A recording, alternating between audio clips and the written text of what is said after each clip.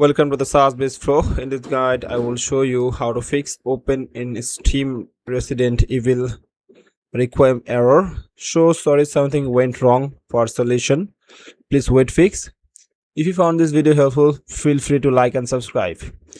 If Resident Evil shows sorry something went wrong when you try to open it, keep crashing or shut down right after launching, don't worry. Here are effective file and show you simple method to resolve this issue.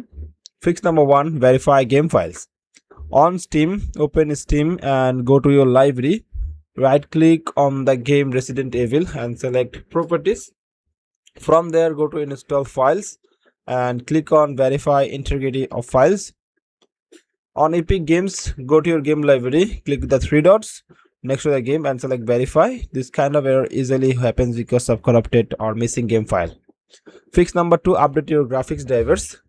If you have NVIDIA graphics card, open GeForce Experience and check for our latest drives. If you are using AMD card, update your driver through AMD software at a line edition.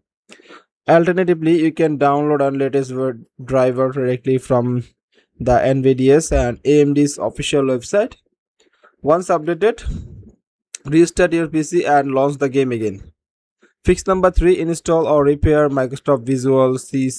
Download and install the latest x64 and x86 version of the Visual C++ redistributable from Microsoft official website.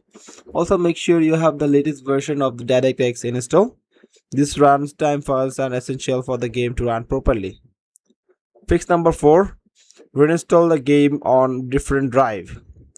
If none of the above works, uninstall the game and reinstall it on different drive, ideally an SSD. In many cases, hard drive issues can cause repeated crashing. And that's it guys. Thanks for watching, and if you're still having trouble, leave a comment below.